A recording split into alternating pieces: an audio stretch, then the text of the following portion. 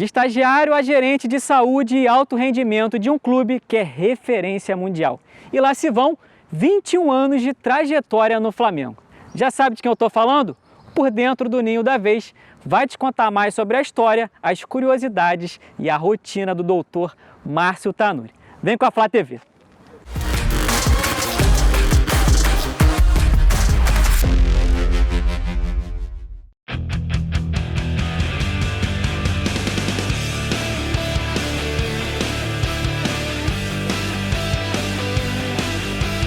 Doutor Márcio Tanuri, seja muito bem-vindo ao Por Dentro do Ninho. Cara, lá se vão 21 anos de Flamengo, mas eu queria que você falasse do seu início na carreira, como você começou, o que te levou a fazer medicina. Eu acho que eu sempre quis atuar na área médica, né?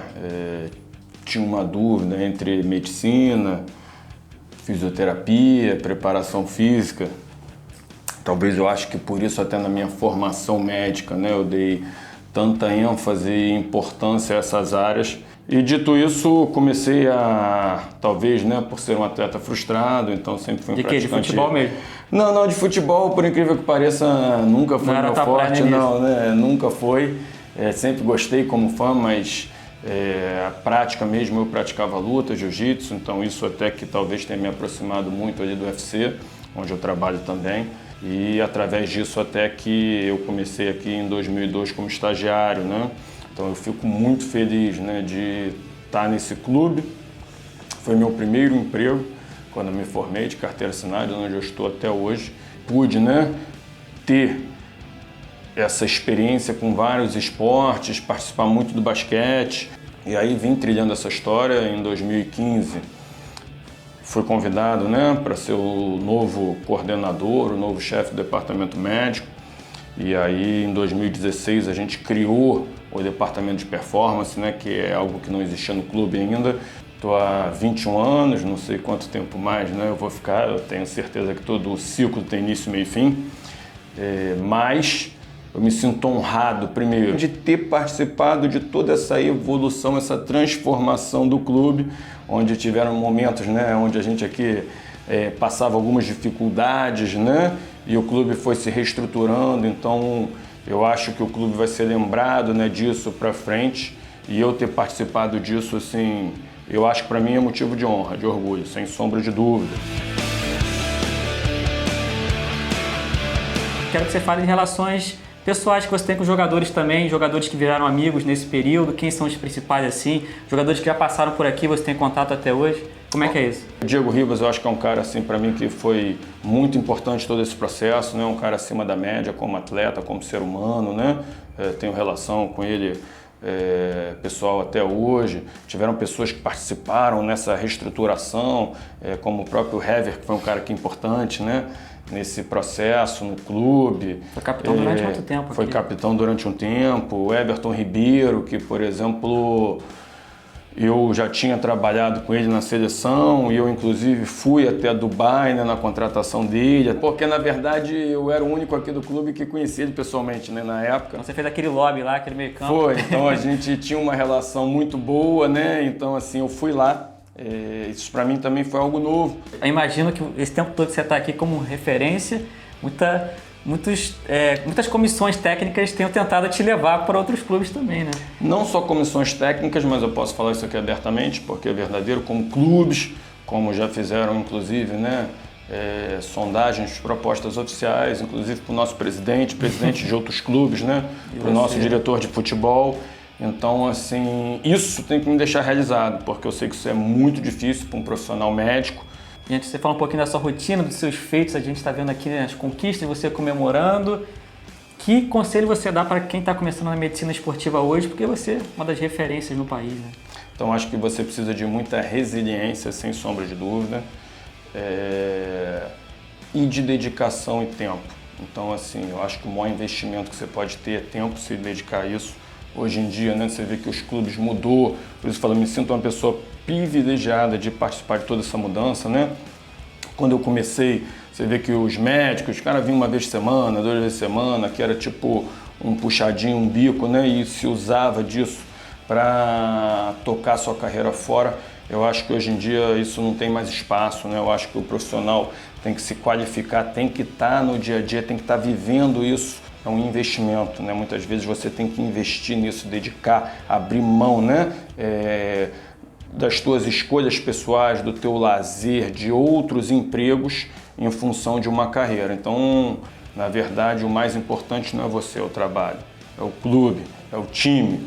E hoje você, como gerente de saúde e alto rendimento aqui do clube, o quanto de gestor você é e o quanto de prática você trabalha hoje na medicina aqui no dia a dia no NIM?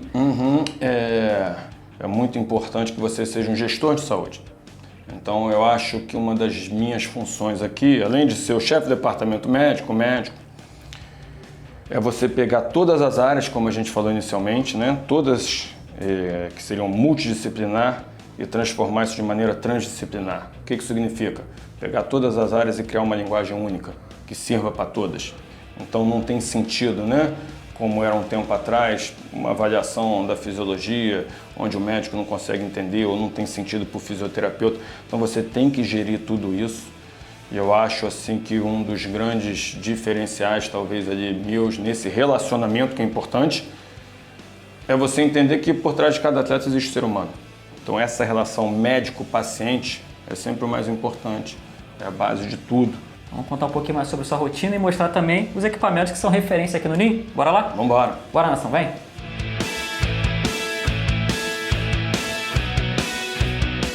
E a gente prometeu para a nação que ia falar sobre equipamentos referências no futebol brasileiro e mundial também. E a gente está aqui na sala hiperbárica, né? Aqui é seu espaço. Fala então um pouco pra gente. Com certeza. Eu acho que o Flamengo, né, nos últimos anos, vem ali se estruturando. Eu acho que o Flamengo está na vanguarda, né, nesse sentido. Tem sido uma realidade trazer comissões técnicas estrangeiros, e onde eles têm a oportunidade, né, de conhecer outras estruturas, inclusive, né, a nível mundial, europeu, e todos eles, né, ficam muito satisfeitos com o que a gente tem aqui. Isso acontece até com uma certa frequência, né? Tem acontecido, então eu acho isso muito importante, né? Então todos eles têm o reconhecimento. Eu acho que o Flamengo nesse sentido buscou isso, a gente estava atrás e já de um tempo vem se reestruturando. Então você vê que hoje, por exemplo, nós temos 2 câmaras hiperbáricas. Foi o primeiro time aqui no Brasil a adquirir. Primeiro, a gente usa não só em recovery, né, ou seja, pós-jogo, pós-sessão de treinamento, como também a gente utiliza nos pacientes que estão no departamento médico para você acelerar a cicatrização de lesões, porque ela aumenta não só a pressão, como o aporte de oxigênio, que favorece isso, não só a recuperação de um jogo, de uma sessão de treinamento, como também numa lesão. Então, o Flamengo também foi o primeiro clube aqui do Brasil a utilizar a metabolômica, a esportômica, né? Que é uma ciência ômica através de índices metabólicos para entender o nível de desgaste e recuperação de cada atleta. Então, depois de cada jogo, todos eles passam por lá 24, 48 horas e a gente serve como parâmetro, como dado para entender se aquele cansaço é o normal, está acima da média, está abaixo do esperado para aquele atleta sempre ali, né? A gente hoje tem uma parceria também com o Richer, que tem sido muito útil para a gente. A gente tem um equipamento de ultrassom, né? De ultrassonografia, onde a gente consegue analisar exames de imagem. Então, por exemplo, você tendo isso aqui dentro do clube facilita muito. Tive uma lesão no treino, já faço o exame, sei que alguma coisa no dia seguinte permite com que a gente tenha as informações, né, sempre on time, o mais rápido possível. Em relação à recuperação de jogadores, quais te deram, né, mais orgulho nesse período? Eu lembro uma recente, por exemplo, do Diego Ribas em 2019, uma recuperação realmente quase surreal. Eu acho que nós tivemos ali o caso ali do Arrascaeta, né, que foi muito também, emblemático, né, porque ele fez uma cirurgia e ele voltou com 18 dias, né? Ali eu acho que foi muito acima da média, né? Tivemos uma situação do Rafinha, que ele teve uma fratura de face, né? A gente fez um procedimento na cirurgia e uma semana depois ele estava jogando. Óbvio que a gente teve que criar maneiras para isso, né? Fizemos ali uma proteção. E tivemos um caso ali que para mim foi muito simbólico também do Diego Ribas, né? Porque é uma lesão. Isso eu estou falando porque os dados são ali reais, a informação hoje é universal, você tem acesso a isso. É uma lesão que você leva em torno de 6 meses para retornar ao esporte. E ele em 3 meses, né, retornou e o resultado é esse. Com certeza a gente vai mostrar um pouquinho mais sobre essa estrutura fantástica aqui do Ninho, que tem recuperado atletas cada vez de forma mais rápida, essa aí quase sobre-humana do Diego, como esse exemplo, e também finalizar o papo, falar um pouco da sua rotina, uma questão pessoal também. Vamos lá, doutor? Vamos embora. Doutor Márcio Tanuri, agora a gente está aqui na reta final do papo, mas a gente vai mostrar aqui um local essencial também na recuperação dos jogadores, né? Com certeza, né? Isso era uma vontade, um desejo nosso aqui do clube, já de alguns anos, né? Ter um centro, né, de exame de imagem aqui dentro do CT, porque como a gente conversou diante, né, de toda a dinâmica, de todas as viagens, do pouco tempo que a gente tem e da necessidade, né, de ter respostas muito rápidas, a gente há mais de um ano, conseguimos esse apoio junto com o Laboratório Recheio, a Redditor, que nos proporcionou, né, ter isso aqui, um aparelho de ultrassonografia com radiologista que vem aqui semanalmente e, consequentemente, nos auxilia nesses diagnósticos, enfim, quando o jogador tem uma dor, ou se a gente acompanhar a evolução da lesão, né, para a gente saber em que momento que ele está preparado, então, ou seja, para nos dar subsídios e nos ajudar sempre, né, na melhor tomada de decisão. Então, realmente isso é uma realização e tem sido muito útil para a gente e eu vou mostrar aqui para vocês. Então, bora lá? Chega junto, nação. Então, a gente utiliza a ultrassonografia, né, que é um exame de imagem, um exame complementar, como a gente diz, né? Então, a avaliação clínica é sempre o mais importante, isso aqui complementa junto com a bioquímica, por exemplo, né? Onde a gente tem marcadores de fadiga, de lesão muscular, a gente tem a clínica do atleta, a gente tem o exame de imagem e a gente consegue, né, em função de todas essas informações, tentar sempre, né, nos auxiliar na tomada de decisão. Então é um equipamento que ele nos auxilia não só para o diagnóstico, mas para a evolução da lesão também, onde a gente semanalmente acompanha o jogador que vem de uma lesão para que nos dê a segurança, que a gente entenda se a clínica é compatível com a imagem ou não. E isso facilita principalmente estando dentro do centro de treinamento, como a gente falou, que a gente quer criar, né? Otimiza tempo, tudo, né? Com certeza, e não só isso, né? Os jogadores são pessoas públicas, então para você ir para uma clínica, para um hospital, né, isso impacta até com o próprio funcionamento, né, do hospital ou da clínica, não é tão simples. E isso facilita, dá para a gente essa segurança. Então, assim, realmente é uma ferramenta muito importante, era um dos nossos desejos, apesar de toda a estrutura que a gente tem aqui no centro de treinamento.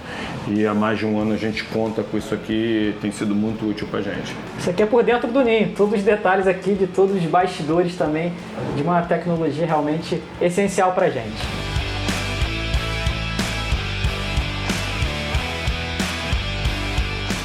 Doutor, a gente já contou a sua história na medicina, sua trajetória aqui no clube, sua rotina no Ninho do Urubu, mas pergunta pessoal aqui para a gente finalizar.